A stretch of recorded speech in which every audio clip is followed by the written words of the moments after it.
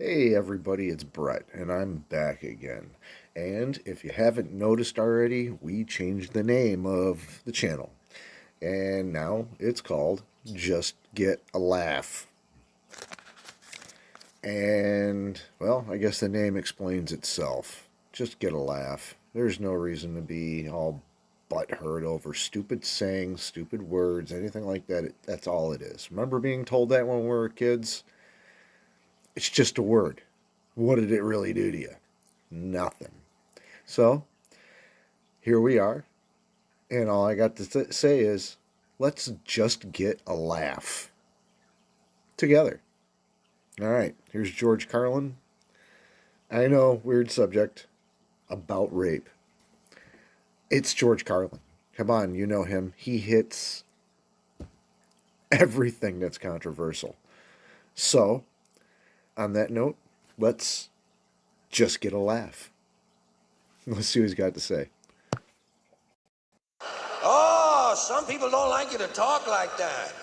Oh, some people would like to shut you up for saying those things. You know that. Lots of people, lots of groups in this country want to tell you how to talk, tell you what you can't talk about.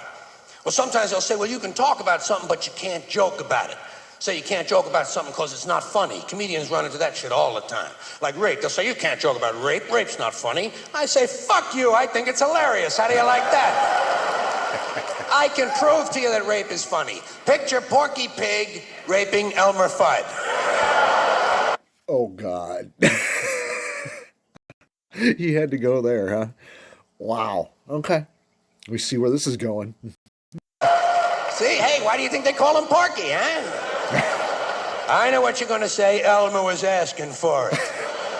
Elmer was coming on to Porky. Porky couldn't help himself. He got a hard on. He got horny. He lost control. He went out of his mind.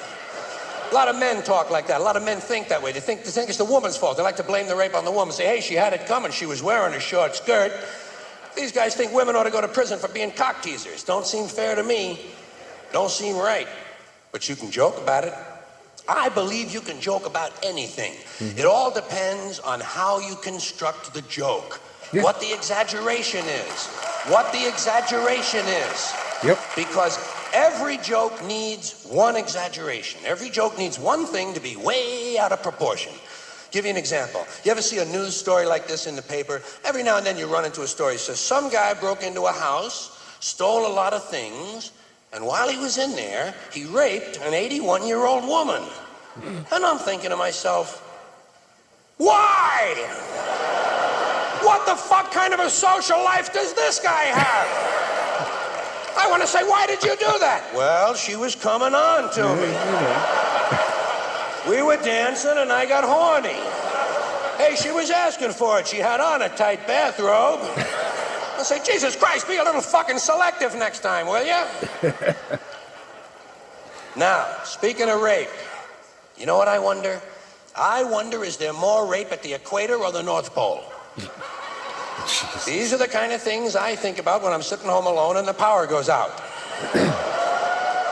I wonder, is there more rape at the equator or the North Pole? I mean per capita. I know the populations are different. Most people think it's the equator. I think it's the North Pole. People think it's the equator because it's hot down there. They don't wear a lot of clothing. Guys can see women's tits. They get horny, and there's a lot of fucking going on. That's exactly why there's less rape at the equator, because there's a lot of fucking going on. You can tell there's a lot of fucking at the equator. Take a look at the population figures. Billions of people live near the equator. How many Eskimos we got? 30? 35? No one's getting laid at the North Pole. It's too fucking cold. Guys say to their wives, hey, tonight, honey, huh? Tonight, huh? Are you crazy? The wind chill factor is 300 below.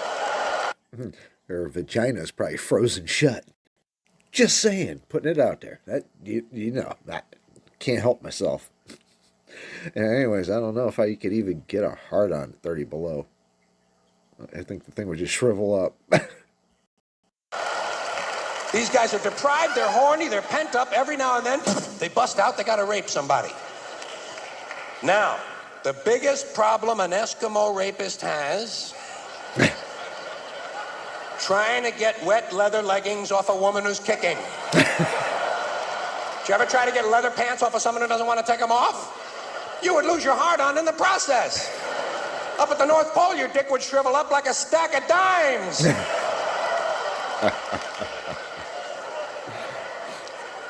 That's another thing I wonder. I wonder, does a rapist have a hard-on when he leaves the house in the morning? Or does he develop it during the day while he's walking around looking for somebody? These are the kind of thoughts that kept me out of the really good schools.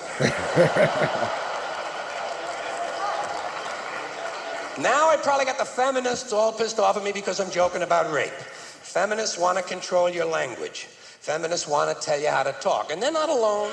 They're not alone. I'm not picking on the feminists. They got a lot of company in this country. There's a lot of groups, a lot of institutions in this country want to control your language. Tell you what you can say and what you can't say. Government wants to tell you some things you can't say because they're against the law. Or you can't say this because it's against the regulation. Or here's something you can't say because it's a secret. You can't tell him that because he's not cleared to know that. Government wants to control information and control language because that's the way you control thought. And basically that's the game they're in. Same with religion. Religion is nothing but mind control. Religion is just trying to control your mind, control your thoughts. So they're going to tell you some things you shouldn't say because they're sins. And besides telling you things you shouldn't say, religion's going to suggest to you some things you ought to be saying. Here's something you ought to say first thing when you wake up in the morning. Here's something you ought to say just before you go to sleep at night. Here's something we always say on the third Wednesday in April after the first full moon in spring at 4 o'clock when the bells ring. Religion is always suggesting things you ought to be saying. Same with political groups of all kinds. Political activists, anti-bias groups, special interest groups are going to suggest the correct political vocabulary, the way you ought to be saying things, and that's where the feminists come in. Now, as I said, I got nothing against the feminists. In fact, I happen to agree with most of the feminist philosophy I have read. I agree, for instance, that for the most part, men are vain, ignorant, greedy, brutal assholes who've just about ruined this planet.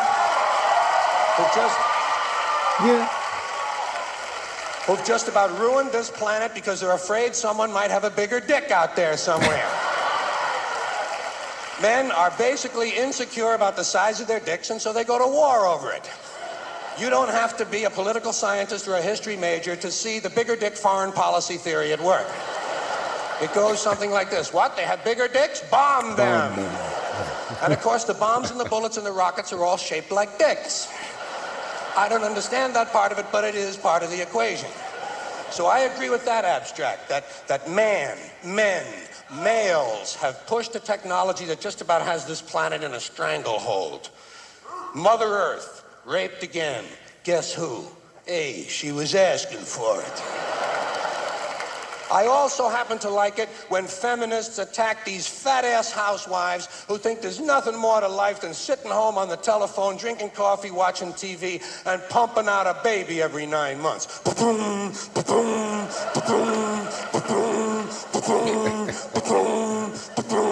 Will 7 be enough, Bob? But what's the alternative? What's the alternative to pumping out a unit every 9 months? Pointless careerism? Pointless careerism? Putting on a man-tailored suit with shoulder pads and imitating all the worst behavior of men? This is the noblest thing that women can think of? To take a job in a criminal corporation that's poisoning the environment and robbing customers out of their money? This is the worthiest thing they can think of. Isn't there something nobler they could do to be helping this planet heal? You don't hear much about that from these middle-class women. I've noticed that most of these feminists are white middle-class women. They don't give a shit about black women's problems. They don't care about Latino women. All they're interested in is their own reproductive freedom and their pocketbooks. But when it comes to changing the language, I think they make some good points. Because we do think in language. And so the quality of our thoughts and ideas can only be as good as the quality of our language. So maybe some of this patriarchal shit ought to go away. I think spokesman ought to be spokesperson. I think chairman ought to be chairperson. I think mankind ought to be humankind. But they take it too far. They take themselves too seriously. They exaggerate. They want me to call that thing in the street a person-hole cover. I think that's taking it a little bit too far. What would you call a ladies' man? A person's person? A person's person. That would make a he-man and it person. Little kids would be afraid of the boogie person. They'd look up in the sky and see the person in the moon. Guys would say, come back here and fight like a person, and we'd all sing for It's a Jolly Good Person. That's the kind of thing you would hear on Late Night with David Letterperson. You know what I mean? So,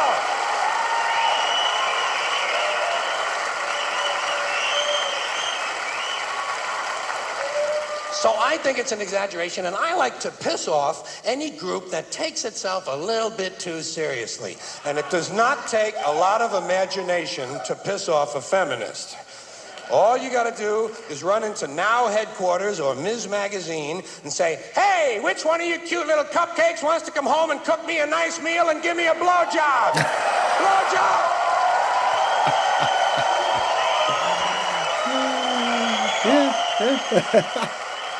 Oh, that pisses them off. You want to piss off a feminist? Call her a cum catcher. That'll get her attention. Ah, don't act disgusted. Don't act disgusted. Half of you are going to go home and go down on each other tonight, remember? If you're willing to swallow cum, let's not make believe something I said was disgusting, okay? Huh? Oh! Yeah. Okay, well, sorry, guys. Cum catcher. That's the one that got me. Cum catcher. Yeah. So, on that note, as I said before, a little controversial, but it is George Carlin. And I don't know about anybody else. I love the guy. He was a great individual. He put it out there the way it was. He didn't care if you liked it or not. So, on that note, gonna let you guys go. This is Brett coming at you again from Just Get a Laugh. That's all we need to do. Laughing makes you feel better.